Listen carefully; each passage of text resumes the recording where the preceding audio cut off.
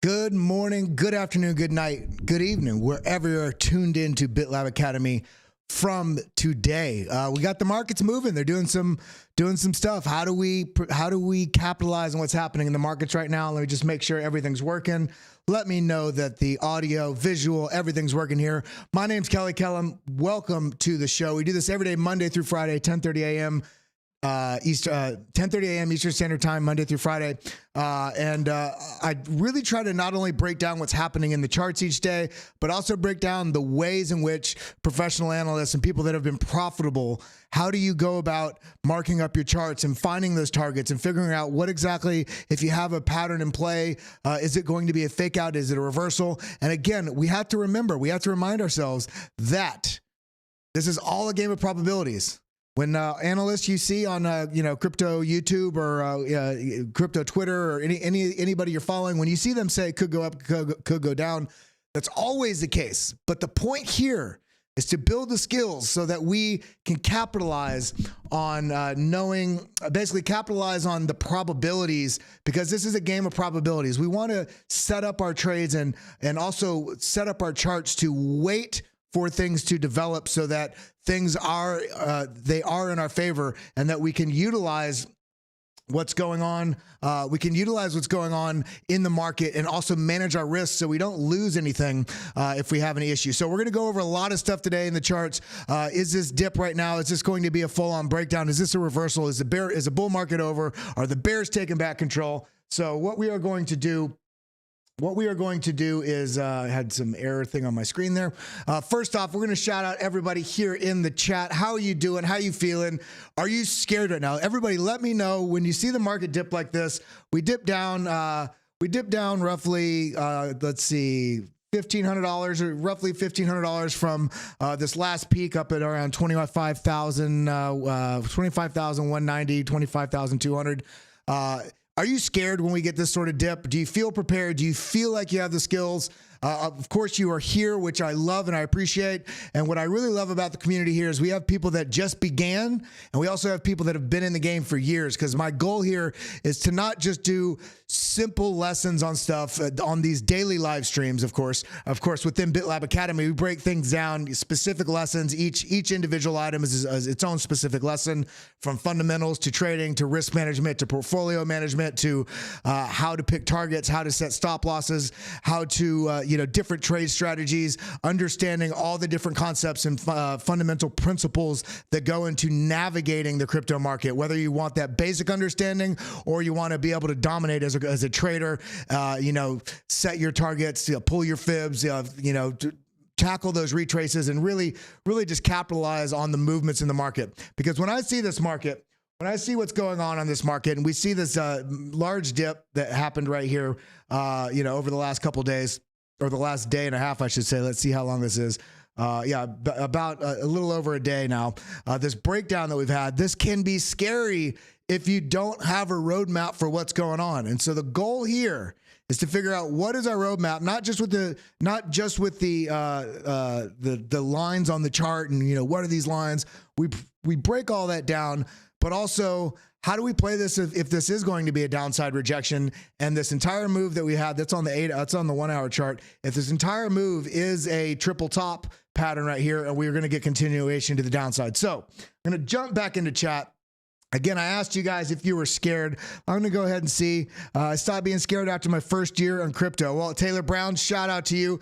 Yeah, you know what? I stopped being scared after I lost $70,000, which was the only $70,000 I had at the time, and I was being far too aggressive. Did not manage my risk, and I was trading. I thought I was a good trader because I was trading in an up market, trading on only spot, meaning non-leverage, just spot trading. And then I turned on the leverage trading. This is years ago.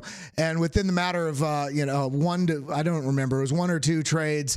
I basically traded and then kamikaze traded, used my emotions, didn't have good risk management in relationship to the type of leverage I was doing. And you know what? I was very frustrated with myself, but I was so dedicated to everything that was going on within the crypto market. I took it as crypto tuition. I said, you know what? That's my tuition for being an idiot.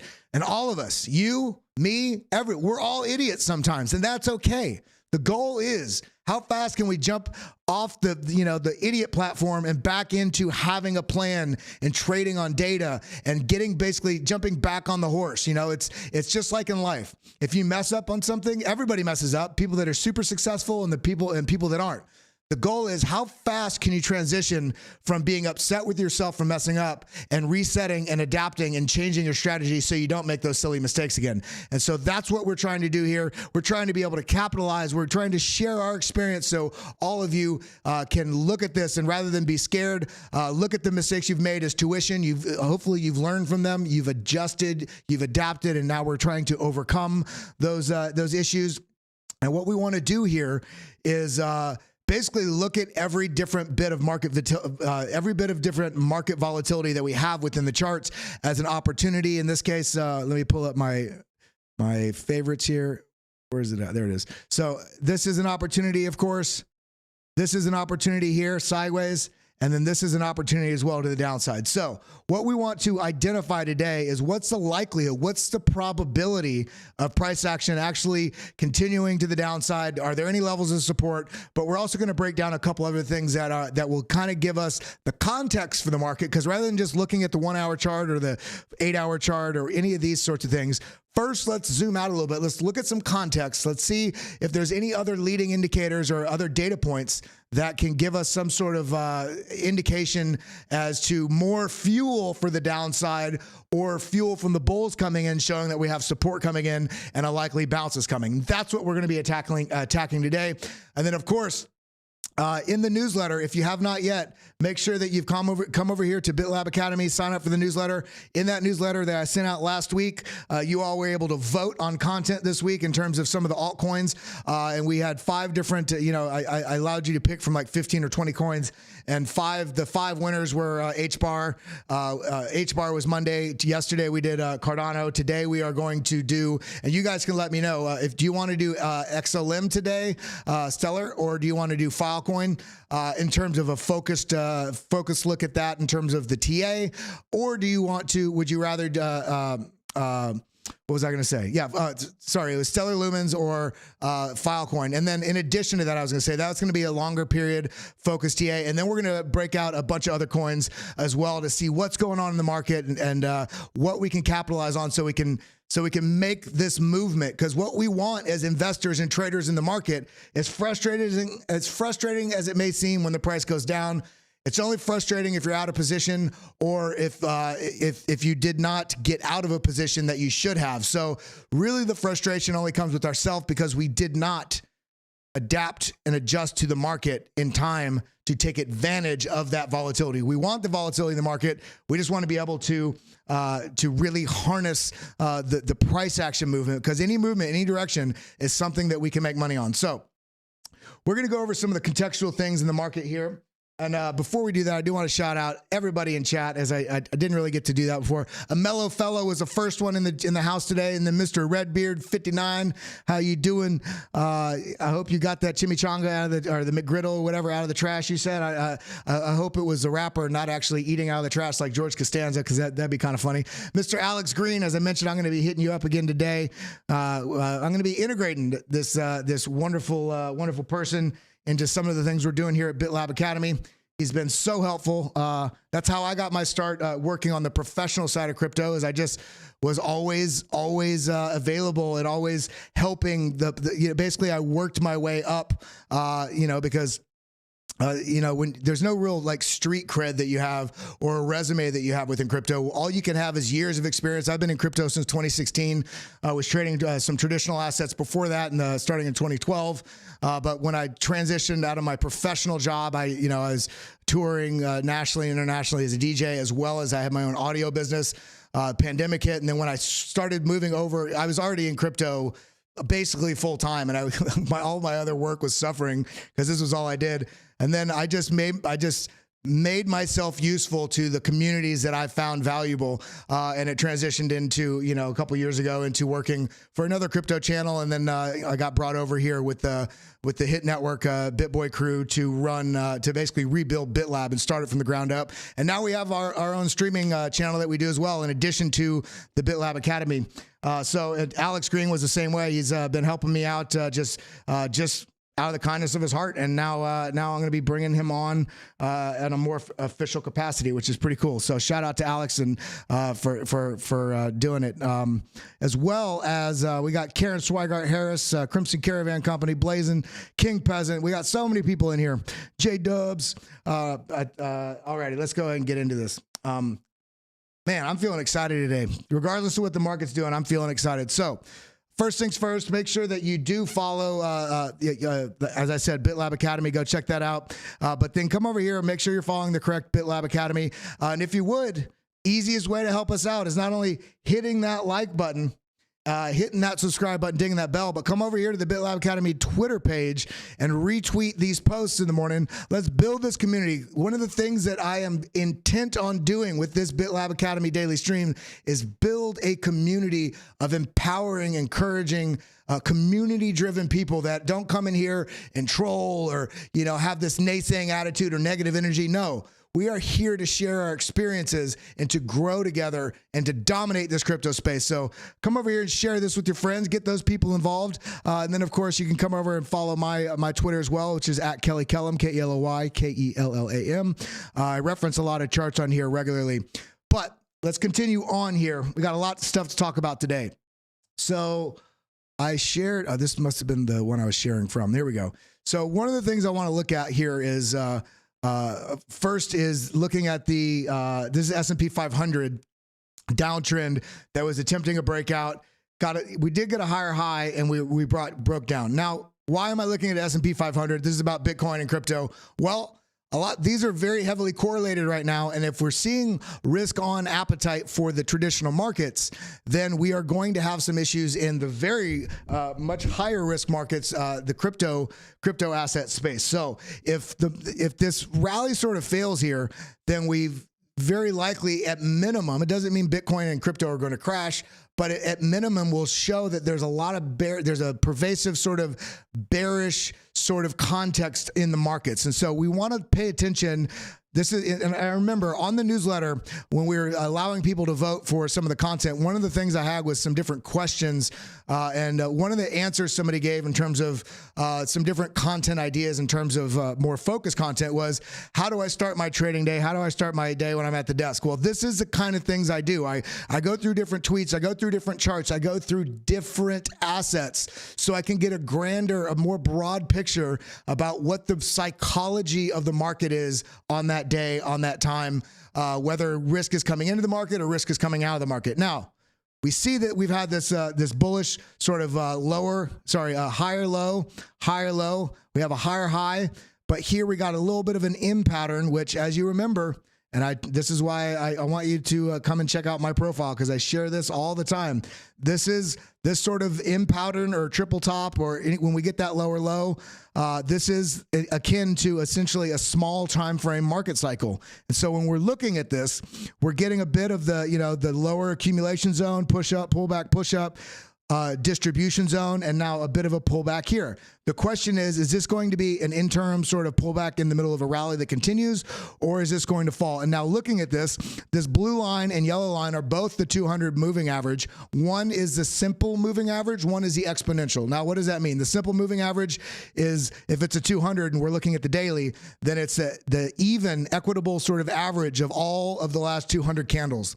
Exponential moving average, this one that's moving a bit fast, the exponential moving average, one that's moving a bit faster, which is the blue line, excuse me, I got a bug in my nose, is basically, it's also weighing the average of the last 200 days, but it's putting more sort of weight, more preferential, more value on the days that are more current.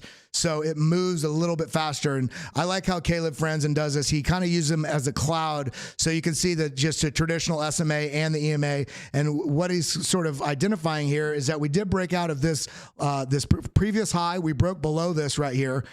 So we haven't really formed a new low yet. I would want to, these are such small pullbacks. I'd be looking for a low down at this level. But what we're looking at here is that the price action is sort of pausing at this level, which is the 200 EMA, which would be a nice level of support if we found it. If not, and we pull down here, then the 200 SMA is going to be sort of not only the last sort of line in the sand for bullish support or some sort of bullish narrative, but this is also this massive downtrend. So we've got to watch what's going on with the S&P 500. I just wanted to start with that. Now we're going to come over here and look at game of trades. Greed is now omnipresent in the market. We got a lot of greed coming in the market, and the problem with that is we can have it for a while, but if there's bearishness in the market, if we have a full bull sort of vibe, and there's a lot of bullish pressures in the market, retail's coming in, the floodgates are open for liquidity to come in the market, then we can have this for, still have an uptrend within that. And before we roll over, we see that here, we see this kind of go here a little bit, but this ultimately saw a huge decrease. This led this fall. So is this going to happen again? We also see this happen again right here. So we just need to pay attention. Things, as bullish as we want to be, there are some bearish pressures on the market. And the biggest reason this is right now is because we had such a bad year last year.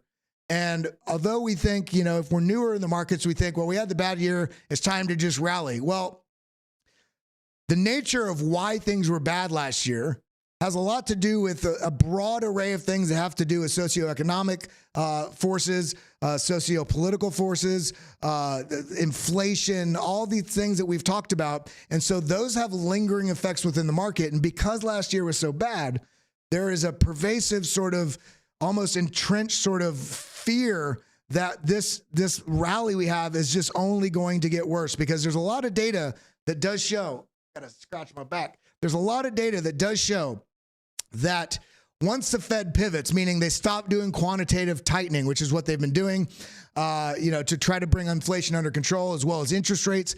Once they pivot, everybody thinks the market's going to run and start rallying. Well, a lot of the data shows historically when the Fed pivot, the worst is yet to come for traditional markets. Now, is that going to play out again? Is this time different because of the nature of a lot of the issues that we were facing in 2022 being tied to supply chain logistic issues that also inflated inflation is what, there's a lot of things at play here, that there are different factors that a lot of people are just battling with this, with the bullishness that we have in the market. Is this healthy? So we need to just pay attention to that. We've looked at this. Now, one of the things we have to be aware of, and I want you to make this your practice, even if you don't know what this stuff is, whether you come to forexfactory.com/calendar, as you can see here, or you go to Market Watch. If you come to Market Watch and then come over to economy here, and then you can get economic calendar, U.S. economic calendar. This one's probably a little clearer than the Forex factory calendar. But what we're seeing here is today at 2 p.m. We have the FOMC meetings, the FOMC meeting minutes that we had from the FOMC meeting 2 or 3 weeks ago. And I don't know why the markets really respond to this, but in reality right now, because we have this sort of somewhat irrational sort of, as it stands right now, still relief rally, because we haven't really established that second leg of the bull trend and gotten above 25,000. We're still in this mode of relief and, very, very heavy disbelief from, larger market participants and the majority of the market about a likely continuation of the upside because of the looming questions about recession, the looming questions about what's going to happen with regulation on Bitcoin, the looming questions about what the voice is going to be from these, and for instance, today, the Fed minutes, what this is going to do. This gives us more of a true sort of window into the tone of what was discussed during that last Fed meeting when they determined to do interest rate hikes at 0.25%. Now we're still under that, but now we're getting the minutes on that to see if they had discussed potentially, continuing on these interest rate hikes for the next, quarter or two, or if they're starting to discuss making sort of alluding to potential pausing. All these things are going to have a big effect on what the market does, and this is happening today at 2 p.m. Eastern Standard Time. And so, very likely that when we look at these charts, that pushing up, and we're within this sort of pattern. That people are aware that the FOMC meeting minutes are today, and there's two different narratives here. One is institutions, when they push the markets up, when institutions miss a point of entry or a point in the market that to fill their orders, they're able to pull the market back because they have enough capital, liquidity, and partners to do so. When we miss the boat, and we have to just rely on our technical analysis, on-chain data analysis. We have to rely on ourselves to capitalize on market movements. Institutions can literally start the motions. All they need to do, they don't need to make the entire move. They can start the motions to break past a certain level that then quickly gets retail going in that direction and pushes the market down. Then we get forced liquidations and et cetera. And we get the prices moving down. So this very well could, because we haven't broken below this low right here, which is 23,368-ish, based on where this wick is. We can see option J, 23,300 essentially. Right now, we're currently essentially just kind of changed from being in this potential bull pennant or bull flag to really now being, I'm going to delete that line, to now being in this sort of sideways trading channel that we have right here, where we have the peak, the support, resistance, sort of mid-range support, resistance, and now we may come down all the way here, all the way to $23,400. And it's still inherently okay. It's not like the end of this rally is yet. What we want to determine is, it doesn't matter what we can speculate about how far down it's going to go at this point right here, because you have no way to really gauge that. Being that we are still within this formation, we haven't broken this low, we can play this conservatively by letting the market decide which direction it wants to go, and then through that, we're protecting our capital and taking advantage of the move without getting shopped out. Because I've talked to you all about this a lot the last few days, about the market. This right here, this formation that we were in, we broke to the downside. And I illustrated this yesterday very heavily about how it's very possible that the market, if this is a bullish sort of structure, that the market pushes down to commit people to the downside. It's only to reverse, to come back to the upside and go that direction, basically shaking people out of the market. So we have to look at the data and see what's the likelihood of continuation here. I think, because my opinion on this is, because the market is kind of on thin ice. The bulls really took this. I mean, this was a really nice move from the bulls, all the way down here from 16,300 all the way up to $25,000. So do we just need some time to consolidate here? We consolidated a little bit, pulled back, kind of affirmed this resistance, turned to support. Do we need some sideways action here? Do we need some chop? Do we need to retest some lows? Well, let's go ahead and look at a couple more charts here. Now, looking at here, this is a great on-chain site that I've been using, because I believe they might have made most stuff free on here. I'm not a partner with them at all. I just find their charts are very easily accessible without having to pay some huge monthly membership. So I'm trying to share with you guys good resources. How's everything going in chat there? Everything good? Alrighty. Just shout out to everybody that's here. And if you haven't yet, hit that like button. Please hit that like button, hit that subscribe button, ding that bell. It really helps our engagement with YouTube, so that then the more people like and the more chats that happen in the chat window lets YouTube know there's engagement here, and they share this with more people. And the whole goal here is to get more people more knowledge about crypto so we can grow the crypto community as a whole. That's the goal here. So looking at this chart, this is all exchange net flow. And we have the whole course on BitLab Academy, a whole on-chain data course, how to utilize this to sort of forecast market movements based on different behaviors from different participants and what's happening with the coins on chain. And what I want to sort of zoom in on here is that just before, this is essentially the peak that we're at right now, this 25,000 level we've been beating our head on. And what I want you to notice is these, when it's red, when this is coming down, this is coins coming off of exchange, AKA going into private wallets, cold storage, etc. Not liquid supply, not easily able to be traded because they are off of exchange. Now, when we see the green wave here, this green wave is the coins moving onto exchange. And typically, if you have coins suddenly being held by, if they're held by private wallets and suddenly being moved onto exchange, the likelihood there, it's very correlated. If you look back historically, is when you see that action happen, those are coins, those are people, those are participants that are looking to sell. They're preparing to sell their coins. And as we can see here, right on this move coming up to 25,000, a lot of coins came onto exchange, and we've also seen at the same time period, we've seen where we at. We've seen some selling pressure. So all those coins coming onto exchange, and look, we're fighting at this level as they're offloading. Now, why did they pick this level? Well, we've talked about this a lot, but I'll recover it for anybody that's new here. We have a massive, basically the local high all the way since August 2022.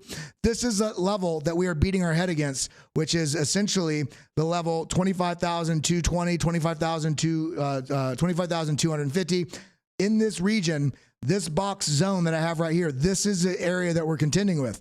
And it's not like I'm the only one that sees this. Everybody that can do TA sees this level, and there are a lot of people are doubting this rally. So they're taking advantage of taking profits, because if you don't take profits at some point within the market, then you end up just having theoretical profits, and then you end up losing everything. You end up losing everything if you're in the wrong project, like Luna or something like that. You know how much money you could have made if you took profits on the way up? So you reallocate. You take profits, you wait for a dip, reallocate back into the market, and then as it pushes up, you take profits into the strength. And you can do that with a small portion, a small position of your portfolio, not your entire portfolio. But looking at these charts, we see that people were coming in to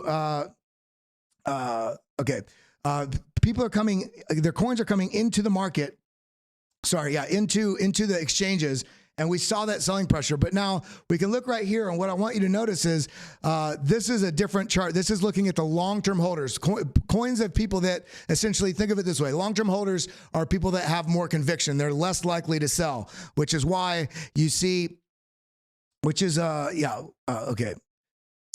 why you see them buying into the weakness of this market and selling into the strength of this bull market. Look at this, selling into the strength of this bull market. This is their position change is shrinking. Their supply is shrinking as they're taking profits, because those coins are coming out of their holdings, right?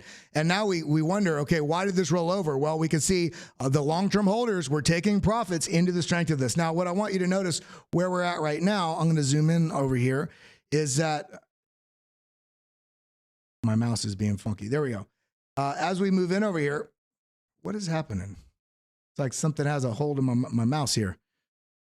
So we can see the long-term holders were taking some profits here. They were reducing the amount they were holding at these levels. Now, what we want to see next is, what are the short-term holders doing at these levels? Well, we also see that the short-term holders, so both the long-term holders and short-term holders, were taking profits at this level. So in reality, how I see this is the fact that the price is held up here while people are reducing, both long-term and short-term holders are reducing their supply at these levels, gives me a bit of a bullish hope, I should say. And it's not something to trade on, but it sort of encourages me to look at this. The fact that we're holding these levels while there is profit taking being placed means that there's a majority of people that are holding and still buying at this level. So what we want to do to dominate this, and there was two more charts I wanted to show. It was this right here. We can see the realized profit. This is basically people that actually took profits. What was, how many people, what's the profit happening here? Are people selling the coins being transacted mostly being sold in profit, or are they being sold underwater at a loss? And we can see we finally broke out of this once we got to this zone here, and I can zoom in on this a little bit as well. We can see we finally broke into profit as soon as we started moving up here. And what I want you to notice is what you want to do when you utilize any chart and you're trying to draw a correlation is look at what was happening to the metric you're looking at, whether it's an indicator like RSI or MACD, or you're looking at on-chain data. You want to see if there was anything when we previously went out of a bull market bottom and we had a push up, was there any sort of retest? Well, we can see right here, we had a big push up and then a strong pullback, which was this sort of pullback here, where this realized profit is coming back down to zero. We're kind of doing a similar thing here. So this doesn't mean we're out of the woods, but it also doesn't mean that we're showing a high correlation to things we've done in past sort of breakout periods from bear market bottoms, trying to reestablish an uptrend. Now, coming on to this last on-chain chart, we can also see that we have roughly 70% of the market is in profit right now, which is pretty incredible, which means if 70% are in profit, then because 2022 was such a difficult year and so many losses were, a lot of people sold and capitulated at a loss. Other people have been holding underwater forever. And some of those people don't have conviction. So when they see the price action starting to get, they may have bought here, they may have bought here, they may have bought somewhere in here, any level on here. This is why some people, as we move up, this is why we have these levels of interest, because as the price action moves up, there are going to be people that are still holding underwater from levels they bought above. This is why you want to pay attention to previous price action bottoms and tops. This is why we have these marked out, and we have this golden fib here. This is why you want to mark out these levels of interest, because where we're at right now, we have a lot of overhead. We have a lot of people that were taking profits here because they don't quite yet believe it.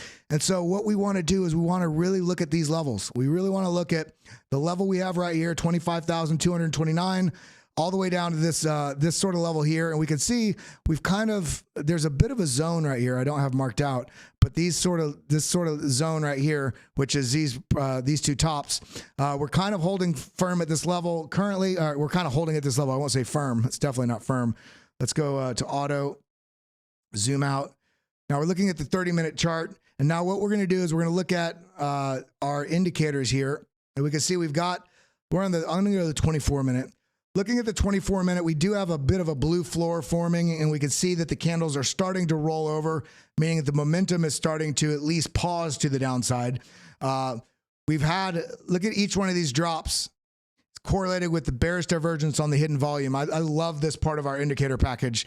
It's one of the unsung heroes here. And then, of course, as soon as we get the bullish div on, this is the blue are bullish, the red are bearish. As soon as we get the bullish div on volume, meaning there's more fuel, more volume coming in at this level, buying at this level, as soon as we get that div, look at that, we get this little relief rally, and then little mini market cycle top, back down. So we are getting a bit of a floor here. The extrema was out. We're not getting a clear signal on whether or not momentum is waning here or not yet. But I'm looking at this level. All eyes for me on Bitcoin are at 23,419. This is the low here. This is what I'm watching. If we do break below that, then I am also looking at this level here, 22,278, 22,783. I can read, I promise.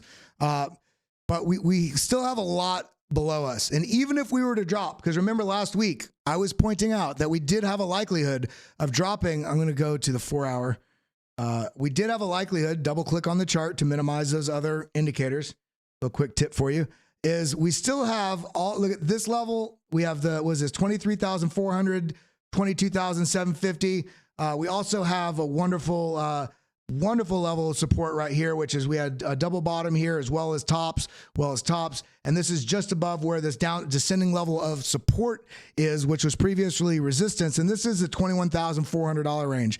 But then again, we also have this level below. We have a lot of support below us. So what I'm doing right now is I'm focusing on levels that I can basically entry targets for continued upside until we break below the 200-day moving average on Bitcoin.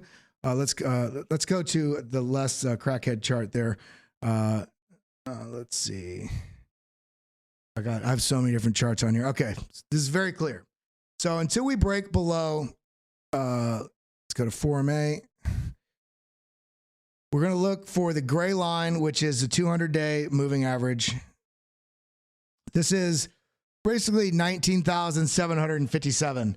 So at this level, once we lose this level, that's when I turn more bearish and get some more indication that we are going to retest these lows down here at the 16. You know, maybe stopping along the way. But the whole point is, I'm looking at these levels as we're looking right here.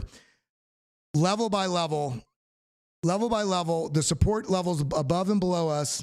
And as it stands right now, until we break this level right here, 21,400, I'm still inherently bullish.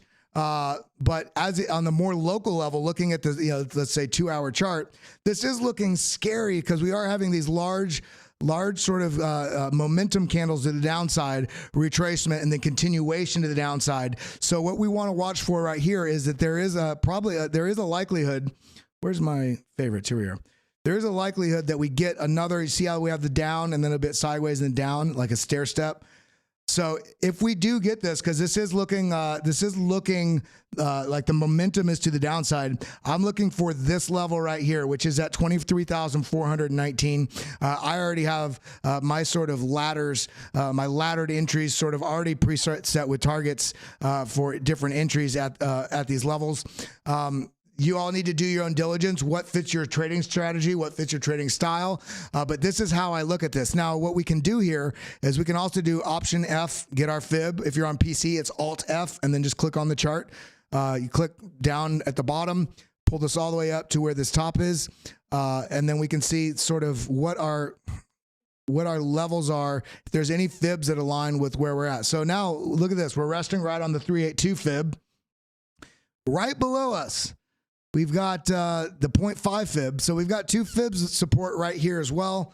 And we can go all the way down and look at this. I don't know if you can see it on your chart. I don't know if you can see it on your chart. I'm going to, yeah. I can't, there's so many lights in here. It's hard to see my screen sometimes. So we're going to make this, okay. So now you can see this a little clearer. I don't know if you guys know that when you draw your rectangles, you can change all your colors, go to your settings. If you double click on anything, whether it's a line, anything, if you double click on it, it'll bring up settings. You can go in and adjust all the different settings you want. If you want a dashed line, dotted line, just double click. Same thing with indicators. You can double click on things and adjust how it is you want to see them. Even if you want different colors on your candle bodies, you can change this right here, so you can do all that right here in your settings. But the whole point here I'm trying to show is we have the golden pocket, which is just 0.618 and 0.65 right here, perfectly in line with this big level of interest of what's going on. So what we want to do, we have not done yet. We need to go, we're going to minimize this.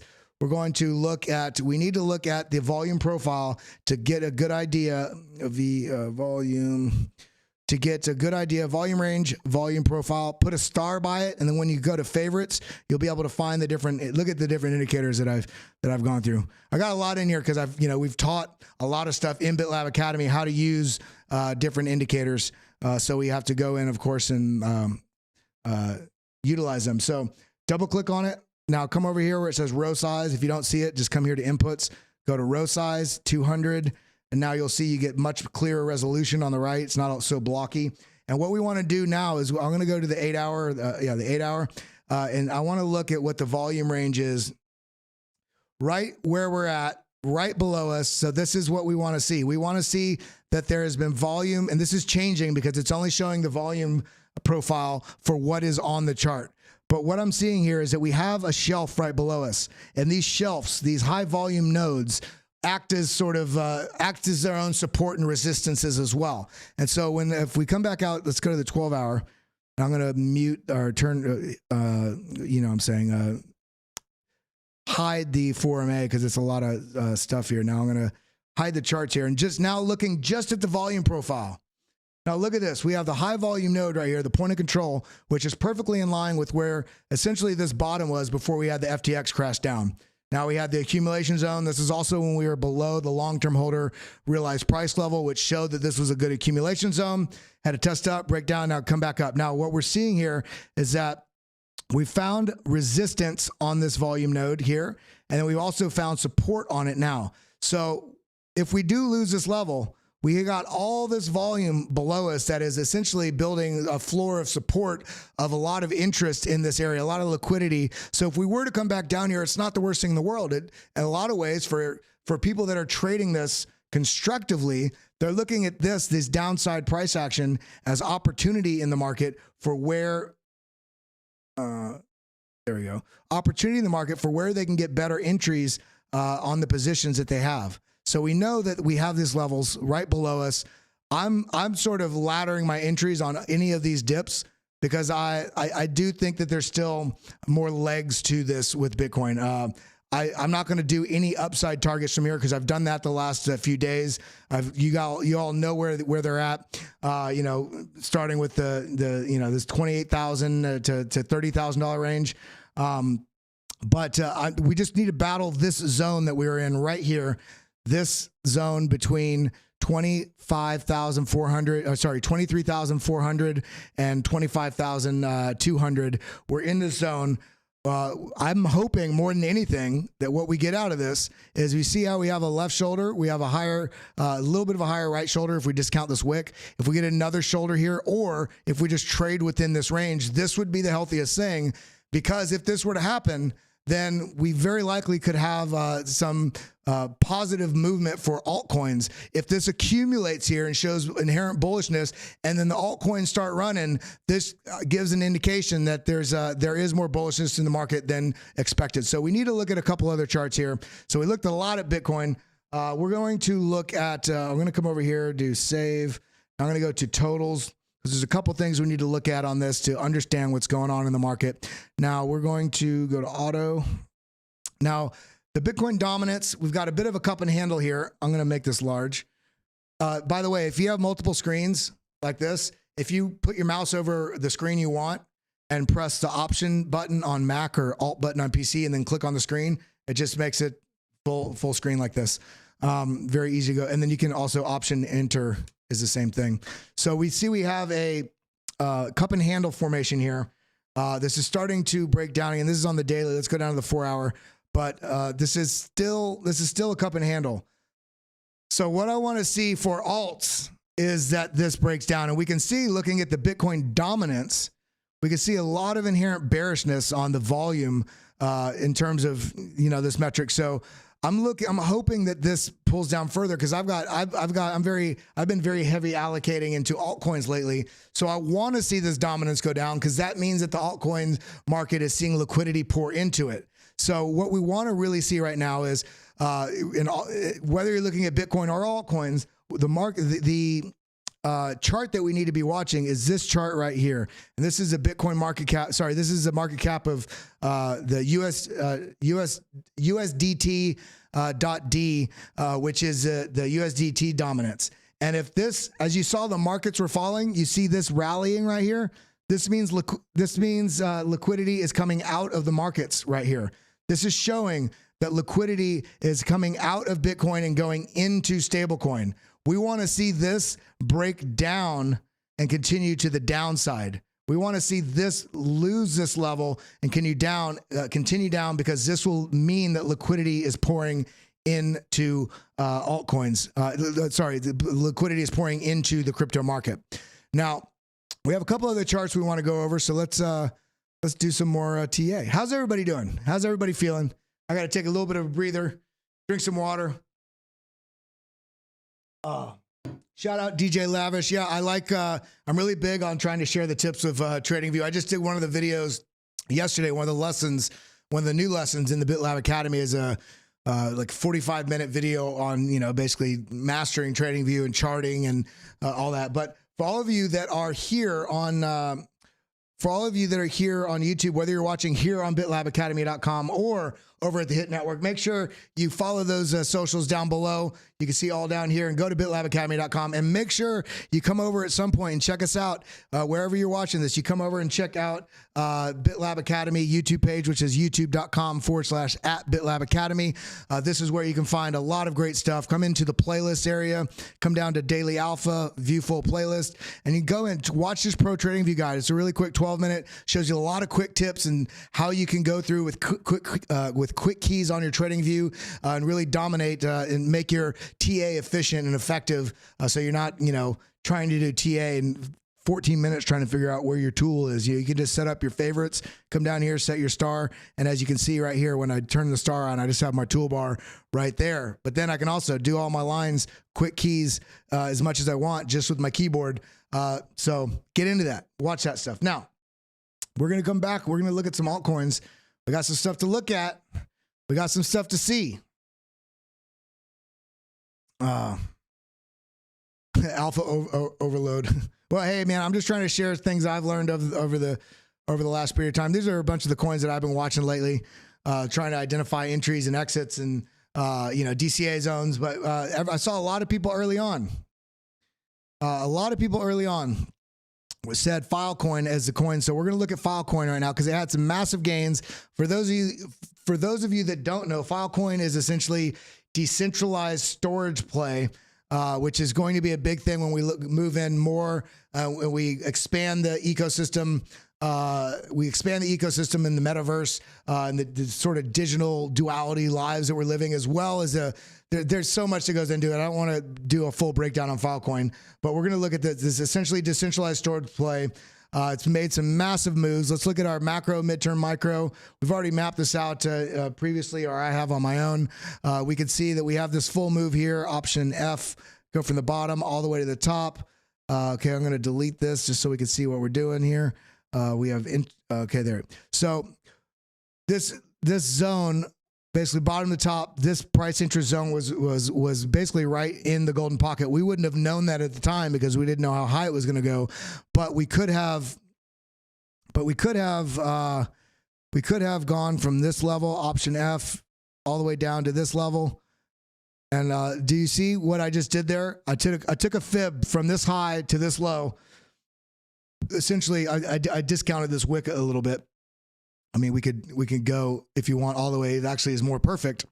But this high to this low, and on my fib, I like to have 1.618 and 2.618 on here at least, because drawing this gives us an extension. And look at where price went to.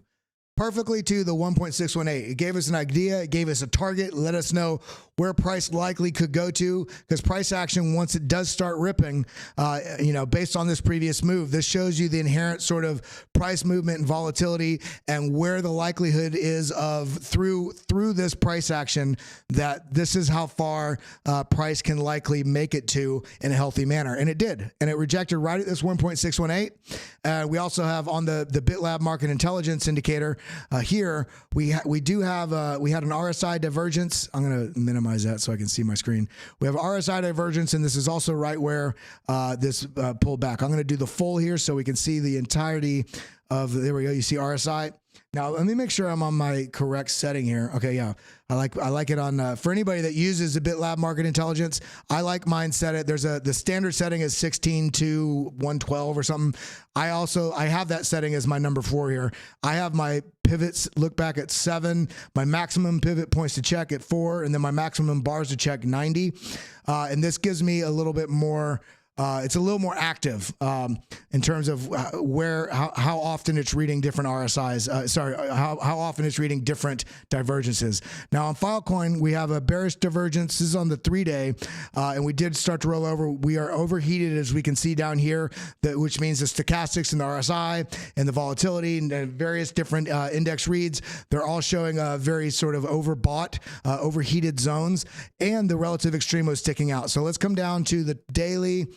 We see a reversal pattern forming here in the candles indecision here, another attempt, but broken back down. But then we have a doji candle here, spinning top, which shows complete indecision. And then we actually break to the downside with an attempt back to the upside, but this is continuing. This is showing that it's likely going to roll over further down. So now we need to come down from the daily. We can see, look at this hidden volume, bullish divergence. Look at this, led right before this massive pump. So this is a very useful tool. Now we're going to come down to the 2 hour and sort of see if we can gain some metrics on where things are. We're going to delete that fib and we're going to look more locally at price action. We're going to come at this level right here, Option F. If you're on PC, it's Alt F. We're going to come all the way to the top here. Let me see if I got it. All the way to the top there. And so we're losing this level. We already see we have a lower low. And up here, we see that we had a extrema bearish divergence, which is this right here. We have the on-balance volume bearish divergence, as well as a hidden volume. There we go. As well as the external is a hidden volume bearish divergence that's printing over time. And so this rolled over right at this level. We're barely holding at this 382 level. We're kind of pushing into this. See this ribbon behind this purple ribbon? It's multicolored. This changes based on the data. The color changes, it starts to change, but when the move that is currently happening, when the data sets behind it are changing. So when you see this purple move start to change, we see it come into an uptrend, but now we're seeing it fade as well. This fade on this EMA ribbon is happening before this breakdown happens. And then we get the three RSI bearish divergences. And just to recap, bearish divergences are essentially, picture a car trying to go up the mountain, and then as it's going up the mountain, the fuel gauge is sort of blinking, and so you're running out of fuel. And in addition to that, then you lose a piston, and then you get a flat tire. Well, if you had to assume whether or not that car was going to get to the top of the mountain, you could look at how fast the momentum was coming up to that. But now, looking at your signals, looking at your fuel, looking at the engine, looking at all these things, knowing you have a tire that's losing pressure, then you know that the likelihood of you reaching the top of that mountain is becoming less and less because you have less fuel and energy to sustain and support you at those levels. That's what bearish divergences are. Bullish divergences are saying, hey, you were falling down, but we got your car in the shop and now we got a lot of fuel. You're loaded up on fuel. You're loaded up, you got full tire pressure, and this might be a Honda Civic, but we put a Ferrari engine in it now, and you're likely going to have some upside. That's what bullish divergences are. So we want to pay attention to these divergences, and we can also look at this on traditional indicators. So we have a lower high here, okay? So right here, from this point to this point, we have a high and a higher high. The divergence is formed where we can see right here on stochastics, we have a high and a lower high. And on RSI, it's roughly about the same. It's roughly about the same. But if we look at the angle here, if we look at the angle here compared to the angle here, this is a bearish divergence. As Frankie Candles calls it, picture an alligator. If an alligator's mouth is open, that is, the alligator mouth is open, meaning this is flat or down, and this is up, meaning the right side, the more current side of price action, has disparity between it. It's farther apart. Yeah. So that's what you want to see when you're looking for bearish divergences, showing that there's weakness coming in at these levels. And now we're breaking down, and we want to see some continuation to the downside now. But I do want to point some out here. Just looking at the chart, had you been paying attention to the chart, to the price action on this chart, you would have noticed that you did have an inverted head and shoulders right here. Which is a shoulder, or even here, shoulder, head, shoulder. And so you could have predicted that other, Command Z, you could have predicted that other sort of last pump that we had by measuring this and seeing where this breakout would go, and look at where that breakout went. So had you known, or had you identified this inverse head and shoulders right here, you could have played this trade, you could have traded this breakout to the upside and known your target was right here based on this trade pattern. This is why it's important to understand the different applications and different tools and different strategies that you have at your fingertips when you're trading, because you can take advantage of them. Now, what I can also see, if we delete this line, we had an inverse head and shoulders right here. This is a little bit of a V shape, so it's not quite, but it still is. We have an attempt higher, and then another attempt, and we got back down to this level. And so you'd see this is kind of a backwards inverse head and shoulders, so it's very ugly. So I don't really like looking at these, but we can see an attempt. We attempt higher, and we broke this level. We broke this level, and not only this level, we have this extended level here from previous price action. So what I'm looking for here is we can see that we are right in this 382 level. I am looking for, if there is bearishness, I will say here on the 1 hour, the stochastics down here have completely reset. The RSI is completely reset, but it is below the 50 line, but this is on a small time frame. Let's look what it is. So we're still very high on RSI. So let's go over to our BitLab trading stack. Okay, this on the 12 hour, very overheated, but we do see this. This kind of negates that overheatedness. We have the extrema on the outside of this cloud on the opposite side. So this is that sort of bullish pressure coming in, saying that this bearish move to the downside is somewhat unhealthy. So we want to watch this. Now we're on the 12 hour. Let's come back to the 2 hour. We're seeing neutrality here. It was blue, but we lost that. We're getting some bullish momentum. We're at the 382. And so now we can come down to back to the hour. Are we okay? Yeah, so we still have neutrality here, but see this relative extrema sticking outside of this lightly shaded area. You can see this now. You see the lightly shaded. When this is sticking out, this is saying the move to the downside is unhealthy and bullishness is likely to come in, or at least a cool off period for the bears. And we can see this starting to play out. So this was leading that move. Now coming down on a smaller time frame, we can see we got the blue level support showing a likely trend floor. Now I want you to see this. Now see on this we have. On this one we have a bullish MACD, bullish RSI, bullish momentum, bullish on balance volume, bullish relative extrema. We have 5 bullish divergences that led this sort of bounce right here. So had you taken a short from any of these levels up here, this would be a clear take profit zone, because we have on a short, because we have the floor sort of set here. The relative extrema is showing that this is a weak move. So with this, it doesn't mean get out of the move, but this is saying, hey, the health to the downside is starting to come into question. Bulls are starting to come in. So when you get another signal or two to get your confirmation, because you need to have, I like to have at least 3 signals agree to take that change in my strategy. So if we are going to the downside here, then we have our 1 signal, we have our 2 signal, and then we have not only our 3 signal, but we have our 3, 4, 5, 6, 7 signal. So you know that this was a healthy place to take profits on a short.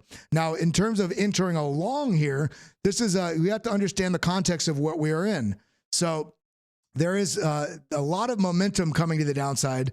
This is a very heavy move to the downside. I expect on this move that we are going to get some retracement and eat up some of the liquidity that this candle moved through so quickly. So we're going to do option F at the top of the candle here, come all the way to the bottom of, basically I'm dragging this line to the bottom of this wick, and we can see that there's two points of interest here. Well, there's several points of interest.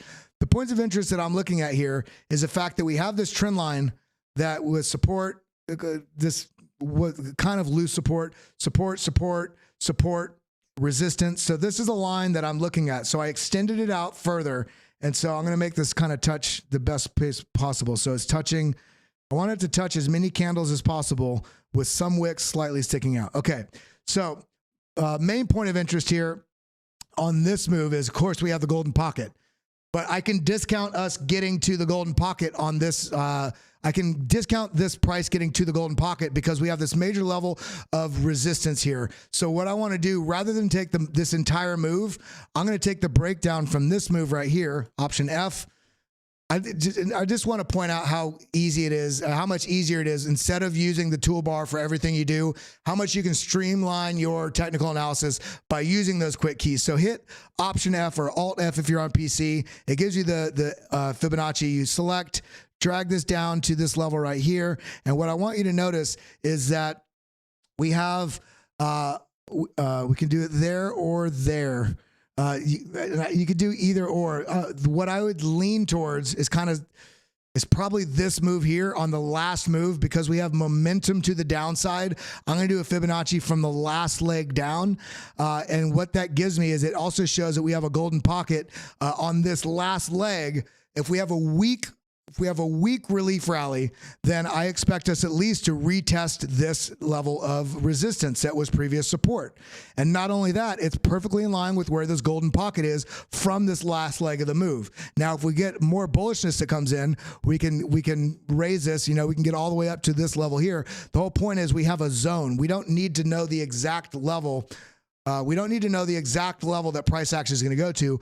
We want to know the zone that it's likely to retrace to. So this is the level that I'm looking at, and I'm going to have to reassess where all the momentum indicators are, where the basically the whole BitLab trading stack, where everything is on the chart from the 24-minute, the 2-hour, the 4-hour, and the daily, and see where there's some confluence of these data points that suggest what's happening. Because as it stands right now, this is looking more on the bearish side, so we need to map out what the potential targets are to the downside. I do think we'll get a bit of a relief, likely a bit of a relief rally to test this zone, but we need to know exactly what we're looking at when we are looking for further sort of price action to the downside. So we're going to come here, do auto.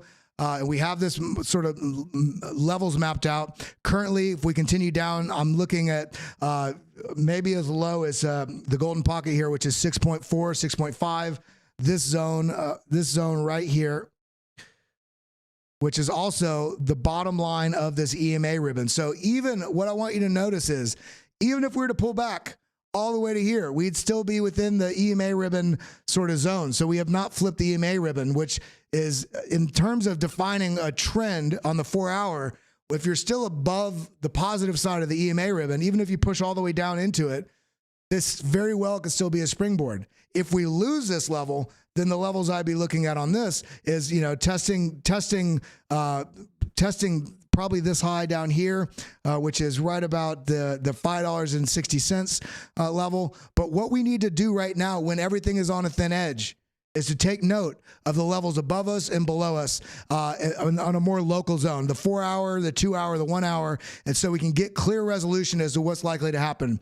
Now, Bitcoin, where are we at? Now, Bitcoin is Bitcoin, we talked about that through most of the stream, through a good portion of the stream. I showed you a lot of different charts. I showed you different things on looknode.com with, the positions, people preparing to offload some coins, and we saw that take place in the price action. We see the long-term holders and the short-term holders basically reduce their supply at these levels, but we do see that this is sort of trickling back up. We've gone over a lot of different charts today.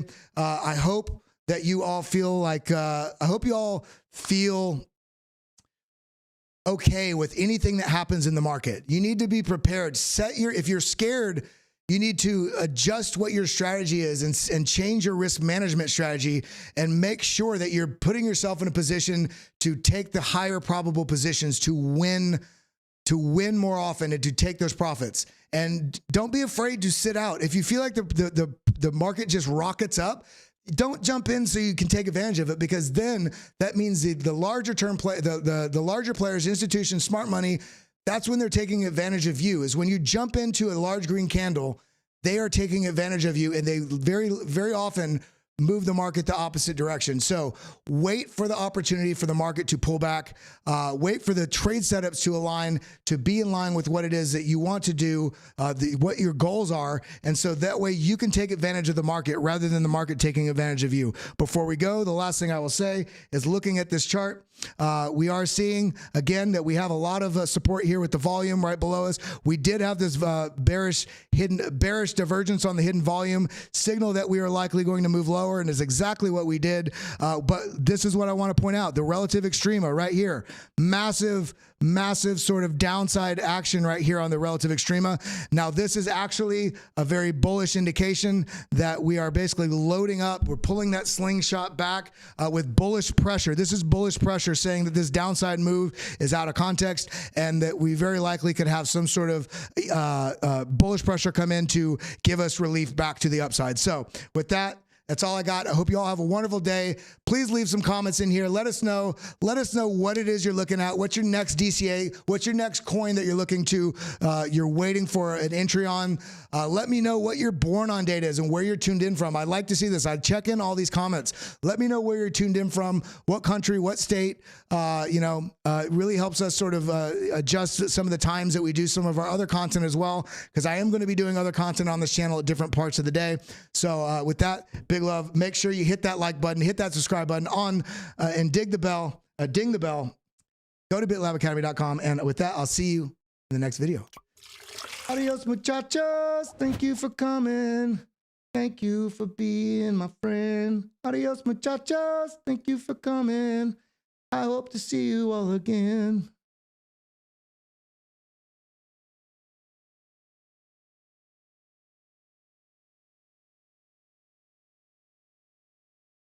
Later, suckers.